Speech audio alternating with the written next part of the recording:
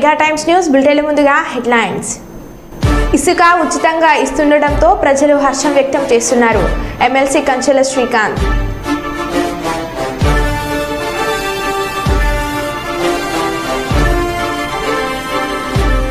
అత్యంత వేగంగా వెళ్లి చెరువులో పడిపోయిన కారు.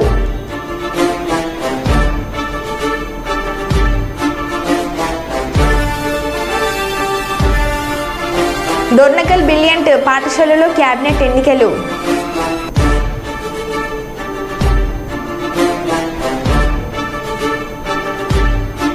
సీఎం రేవంత్ రెడ్డిని కలిసిన సిరాజ్.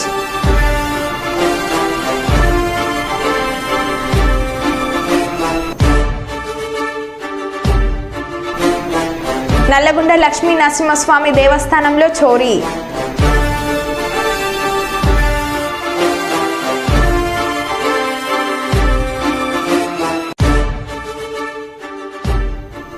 ఇక వివరాలకు వెళ్తే కర్నూలు ప్రభుత్వ ఆసుపత్రిని ఎయిమ్స్ తరహాలో అభివృద్ధి చేస్తామని కర్నూలు ఎంపీ బస్తిపాటి నాగరాజు అన్నారు.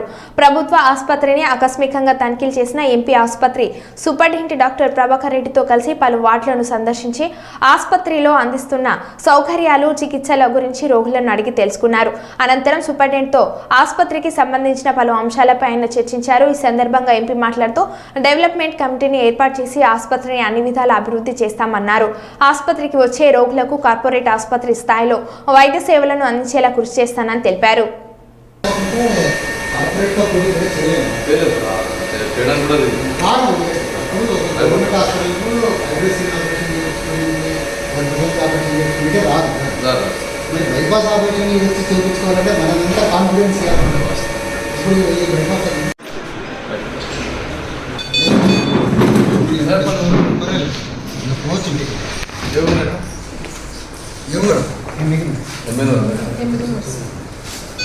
బాగుందా? ఇంటికి పోతావా?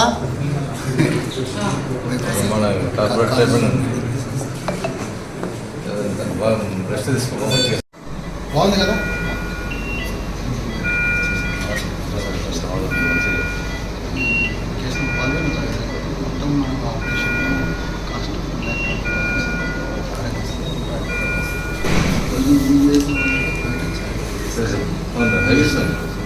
మన దగ్గర అన్ని కాంప్లికేటెడ్ కేసెస్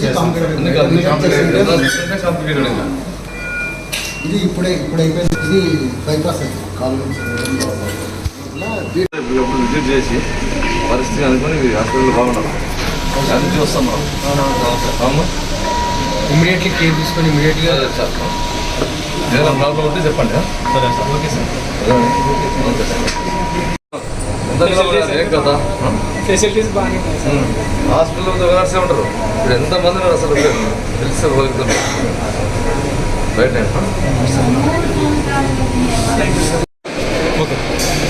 ఈరోజు రాష్ట్రంలో 2024 ఎలక్షన్లో రాష్ట్ర ప్రజలంతా తెలుగుదేశం పార్టీ మీద ఎంతో నమ్మకం పెట్టుకుని రామారావు గారి పీరియడ్లో కూడా ఏ విధంగా ప్రపంచం అంతకు మించిన ప్రపంచంతో తెలుగుదేశం పార్టీ మీద అది నమ్మకం పెట్టుకొని తెలుగుదేశం పార్టీని 175-164 సీట్లు ఇచ్చినాకంతా రాష్ట్ర ప్రజలు.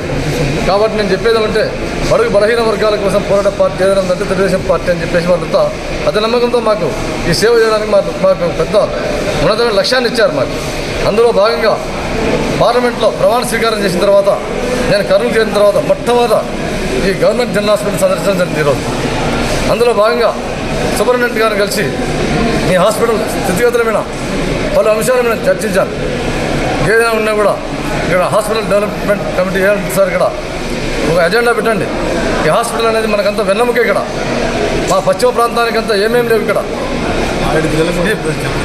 అన్ని జిల్లాలతో పాటు మా పశ్చిమ ప్రాంతంలో ఎక్కడ పోయినా కూడా వలసలు ఎక్కువ కాబట్టి ఇక్కడ దయనీయమైన స్థితిలో ఉన్నారు. కాబట్టి ఏ చికిత్స అయినా కూడా ఇక్కడ ఖచ్చితంగా అందుబాటులో ఉండాలని చెప్పేసి సార్తో మేము చర్చించడం జరిగింది. అందులో భాగంగా రేపు కలెక్టర్ గారిని కూడా కలిసి మళ్ళీ ఈ డెవలప్మెంట్ కమిటీ మీద నేను ఖచ్చితంగా చర్చిస్తాను.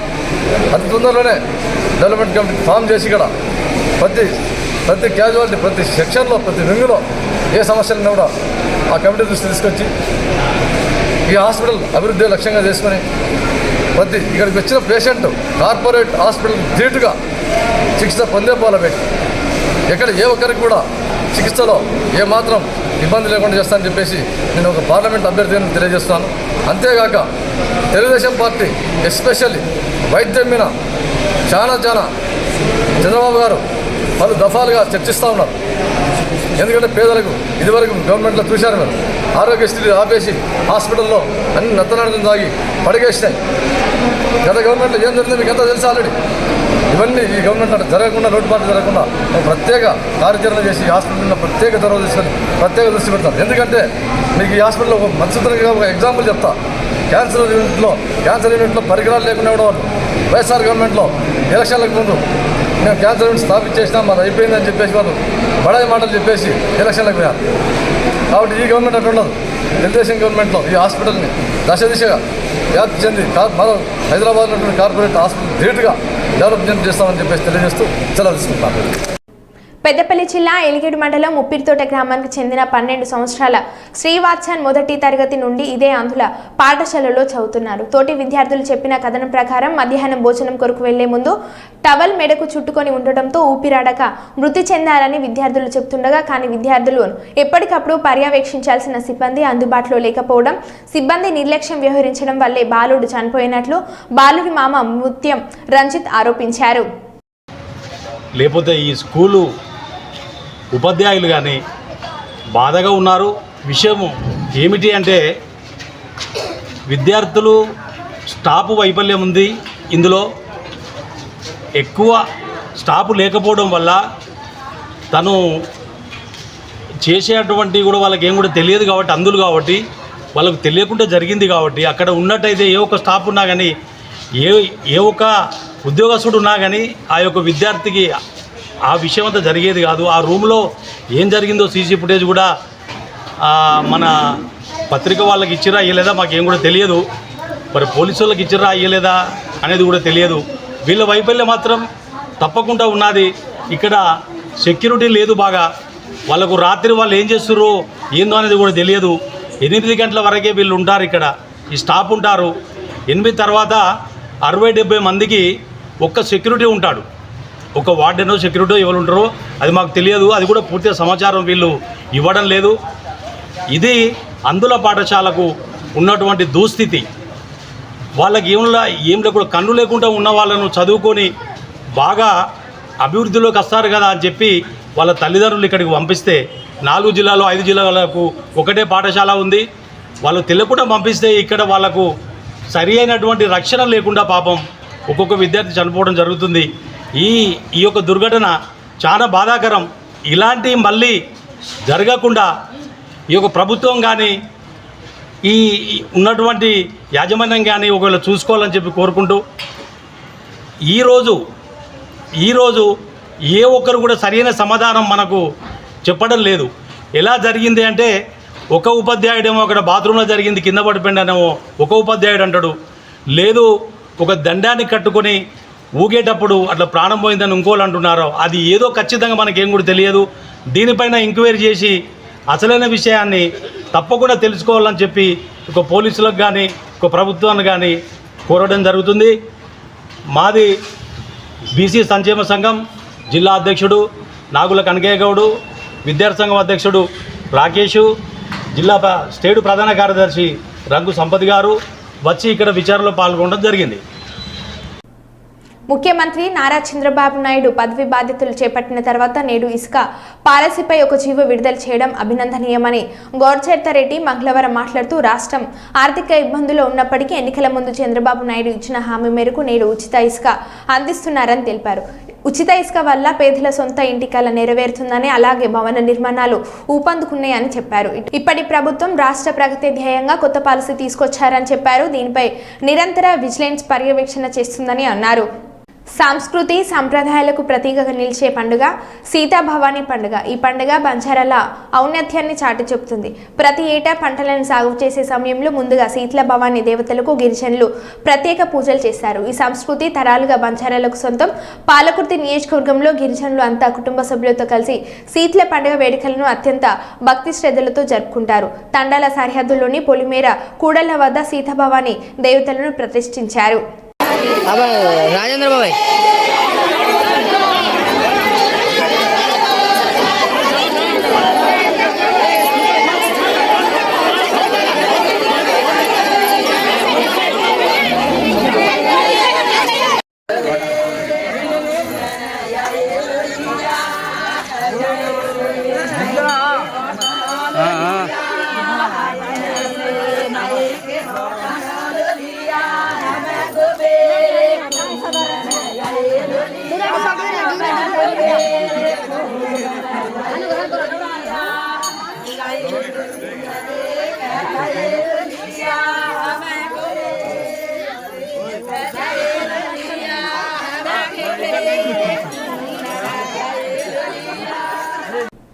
తెలంగాణ సీఎం రేవంత్ రెడ్డిని టీమిండియా క్రికెటర్ మహ్మద్ సిరాజ్ కలిశారు. జూబ్లీహిల్స్లోని సీఎం నివాసంలో ఆయనను కలిసి భారత జట్టు జెర్సీని అందించారు. టీ20 వరల్డ్ కప్ మెడల్ను ఆయనకు చూపించారు. టీ20 వరల్డ్ కప్ను గెలిచినందుకు సిరాజ్ను సీఎం అభినందించారు.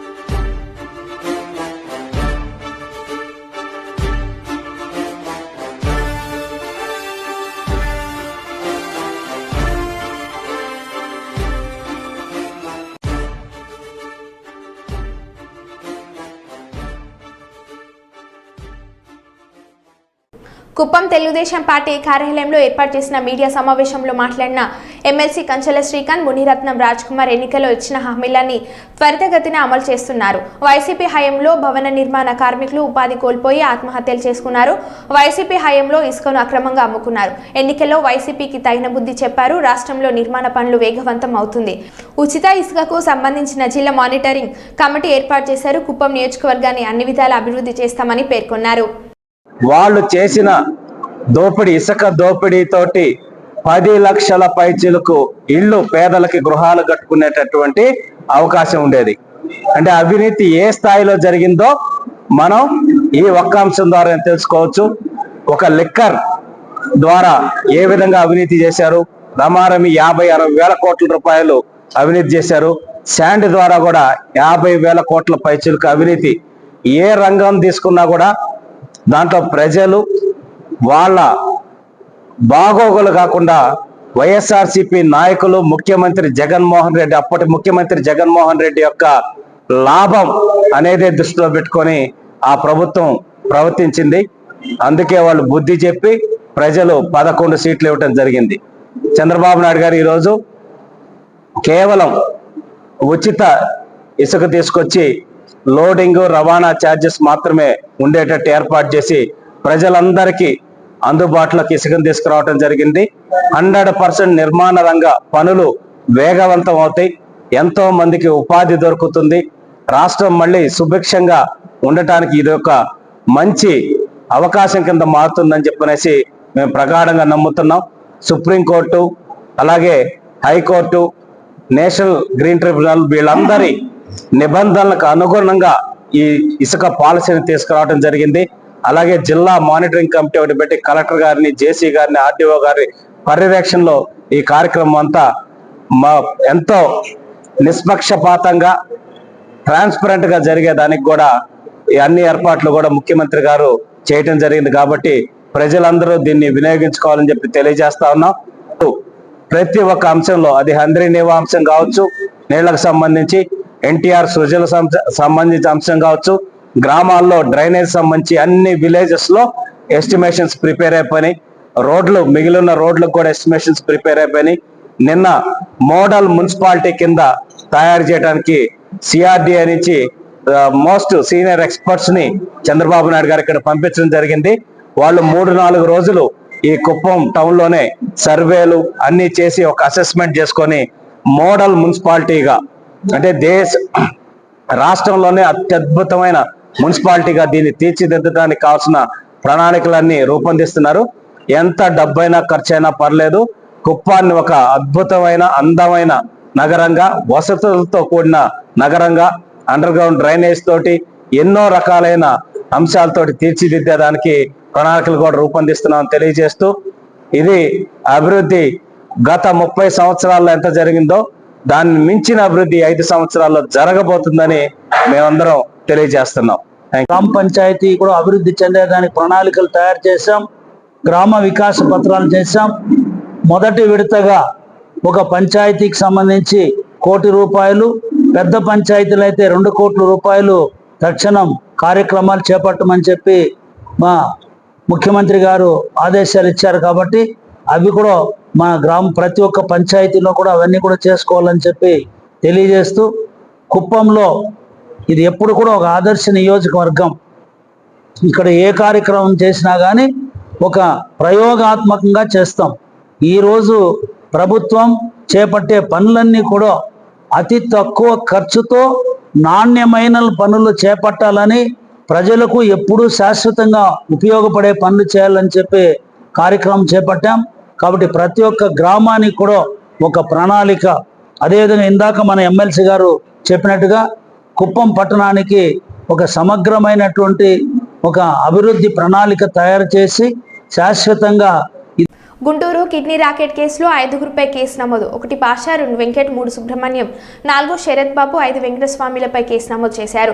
కిడ్నీ రాకెట్ బాధితుడు మధుబాబుకు వైద్య పరీక్షలు చేస్తున్నారు వైద్యులు. గుంటూరు జీజీహెచ్కి తరలించిన నగరపాలెం పోలీసులు. మధుబాబుకు వైద్య పరీక్షలు చేస్తున్న ప్రభుత్వ వైద్యులు.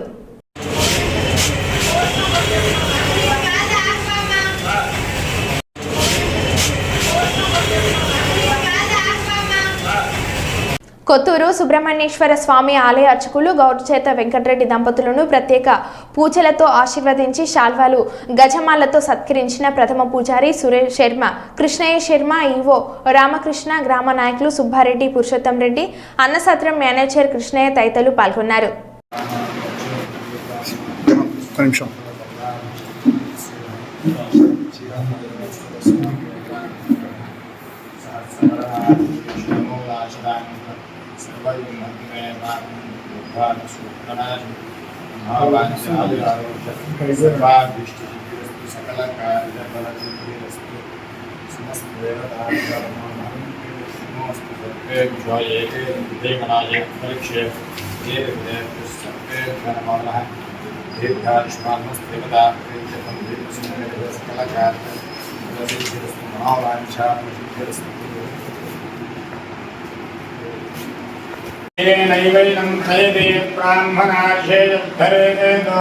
नवो नभोदियाजमानो नान्येदृशमेत्यग्रे भागं देवेभ्यो विददाध्याजन्न प्रचन्दनमास्तिर्दीर्घमायुः नमोऽस्तु सर्वेभ्यो ये के दुःखेमणा ये अन्तरिक्षे ये देवतेभ्यः सर्वेभ्यो नमः अवानां ग्रहाणां छन्दभीतिपात्राणाम् आनुकूल्यता फलसिद्धिरस्तु सर्वाभीष्टफलसिद्धिरस्तु सकलग्रहदेवताभ्यो नमो नमः नमोस्तु सर्वेभ्यो ये कीर्तिमणाये अन्तरिक्षे सर्वेभ्यो नमः शतमानं भवति शताय पुरुषश्चरेन्द्रायुष्येवेन्द्रे प्रतिष्ठति धनं धान्यं वशं बहुपुत्रलामं शतसंवत्सरं दीर्घमायुः दीर्घायुष्मान् भवान् दीर्घसुं सकलराजीमनोज्ञाद्वार सकलाभीष्ट अनुग्रहप्रसादफलसिद्धिरस्तु ఒక్క నిమిషం చూడండి సార్.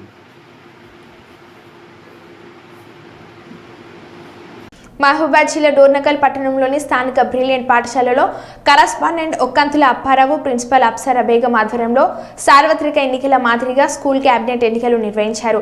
520 మంది విద్యార్థులు తమ ఓటు హక్కును వినియోగించుకున్నారు. ఎన్నికల్లో CO club captain, sports captain, cultural captain, associate cultural captain, discipline captain, associate discipline captain తదితర విభాగాలను 49 మంది పోటీ చేయగా 11 మంది గెలవడం జరిగింది. ఎన్నికలను సజావుగా నిర్వహించడానికి సదరు ప్రత్యేక అధికారులను కూడా నియమించారు. ఈ సందర్భంగా పాఠశాల ఇన్ఛార్జ్ శ్రీనివాస్ మాట్లాడుతూ విద్యార్థులకు ఎన్నికలకు సంబంధించిన అవగాహన నిర్వహించడం వల్ల లీడర్షిప్ క్వాలిటీస్ పెరుగుతాయని, దేశ భవిష్యత్తు విద్యార్థుల చేతుల్లోనే ఉందని, ప్రతి సంవత్సరం స్కూల్ క్యాబినెట్ ఎన్నికలను నిర్వహిస్తామని తెలిపారు.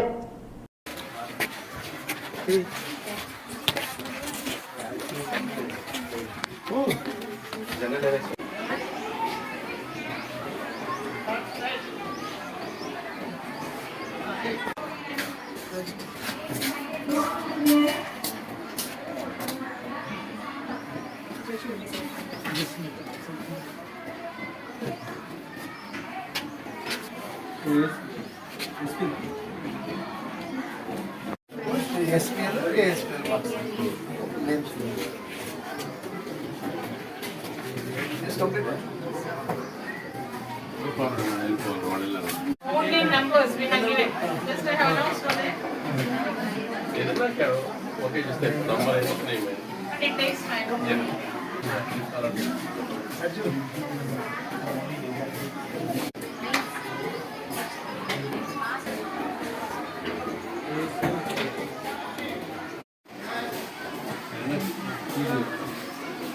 It takes time. Sir?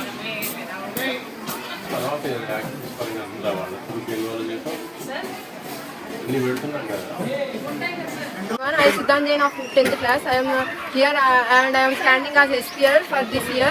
And this is Brilliant High School. We are conducting elections this year. And elections in outer areas are like always fighting.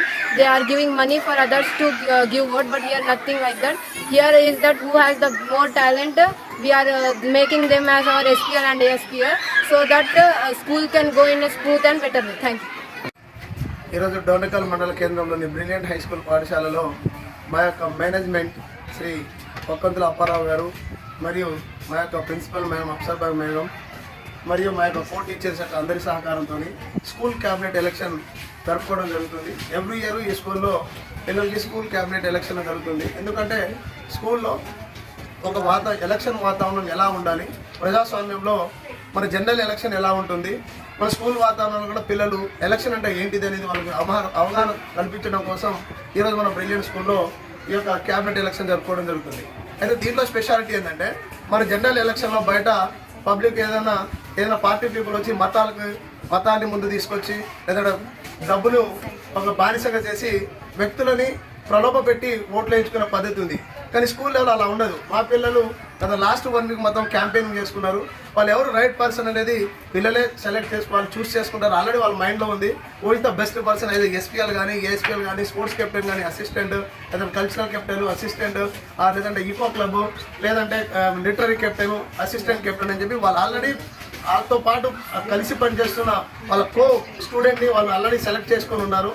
వాళ్ళకి ఓటు అవగాహన ఉండటం వల్ల రేపటి రోజున 18 years దాటిన తర్వాత కూడా ఎలాంటి ప్రలోభాలకి గురి కాకుండా సమాజంలో మన ఒక మంచి క్యాండిడేట్ని ఎలక్ట్ చేసుకోవాలనే ఉద్దేశంతో ఆ యొక్క వేళ మన పిల్లల్ని భవిష్యత్తులో తయారు చేయడం కోసం ఈరోజు మన బ్రిలియంట్ స్కూల్ ఇలాంటి ఎలక్షన్ జరుపుకోవడం జరుగుతుంది. అయితే వాళ్ళు కొన్ని కొటేషన్స్ రాశారు. Think twice and vote wise అని చెప్పేసి అన్నారు. అంటే ఓటు వేసే ముందు 1-2 సార్లు ఆలోచించండి, కానీ వేసే ముందు మంచి పర్సన్ని సెలెక్ట్ చేసుకుని ఓటు ఏమని దాని యొక్క కొటేషన్. అంటే ఆ విధంగా ఎందుకంటే సమాజంలో ఎలాంటి వాళ్ళు మనకి లీడర్లు వస్తున్నారు, ఒక ఎమ్మెల్యే ఎలాంటి వ్యక్తిగా అవుతున్నారు, ఒక ప్రైమ్ మినిస్టర్ ఎలాంటి వాళ్ళు ఉన్నారు, వాళ్ళకి రియల్లీ వాళ్ళు కెపబులా కాదా, ఇలాంటి అన్ని విషయాలు పిల్లల్ని మనసులో పెట్టుకొని వాళ్ళు కాబోయే సమాజానికి రాబోయే లీడర్ వాళ్ళే కాబట్టి రేపటి భావితరానికి కాబోయే మంచి లీడర్లుగా మా స్కూల్ నుంచి మా తరఫున మేమేదో పిల్లలు తయారు చేస్తే రేపటి రోజున వాళ్ళు కూడా భవిష్యత్తులో కావచ్చు, మేము మనం చెప్పలేము, రాష్ట్రపతి కావచ్చు, ఎమ్మెల్యే కావచ్చు, ఎంపీ కావచ్చు, లేదంటే ఒక గవర్నర్ కూడా కావచ్చు, లేదంటే గుడ్ పొలిటీషియన్లు కావచ్చు, లేదంటే ఒక ఎకనామిస్ట్ కావచ్చు. కాబట్టి ఇలాంటి విషయాలలో పిల్లల్ని ముందు తీసుకెళ్లాలని చెప్పి మా యొక్క మేనేజ్మెంట్ కరెస్పాండెంట్ అప్పారావు సార్ కానీ, మా మేడం అఫ్సర్ బేగం మేడం కానీ, మా కో టీచర్స్ అందరూ కానీ కష్టపడి లాస్ట్ 1 వీక్ నుంచి ఈ బ్యాలెట్ బాక్స్లను తయారు చేయడం జరిగింది. పిల్లలు కూడా ఎలక్షన్ పట్ల ఎలాంటి అవగాహన ఉండాలి, 18 years వచ్చిన తర్వాత.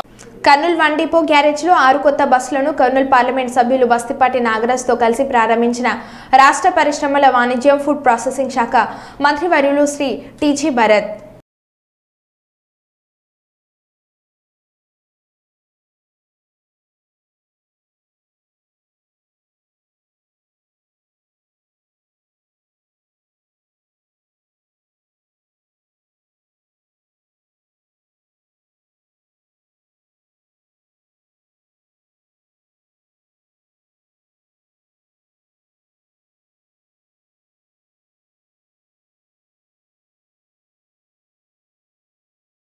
పర్యావరణ పరిరక్షణ మానవాళి మనుగడకు అవసరం.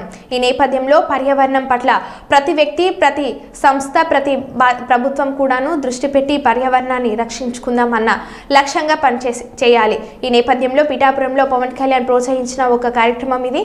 పర్యావరణ హితంగా వేడుకలు, ఉత్సవాలు చేసుకుంటే మేలు మరియు సురక్షితం. ఈ సందర్భంగా వినాయక చవితికి మట్టి వినాయకులను పూజించేలా ప్రజలకు అవగాహన కల్పించే కార్యక్రమాలు మనమందరం చేపట్టాలి.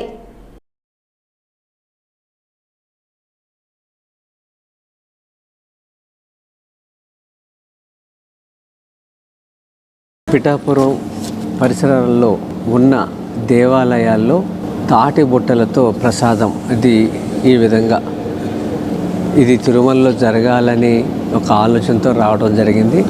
ముందుగా పిఠాపురం నియోజకవర్గంలో దీన్ని ఇంప్లిమెంట్ చేద్దాం అని ఆయన చెప్పడం జరిగింది.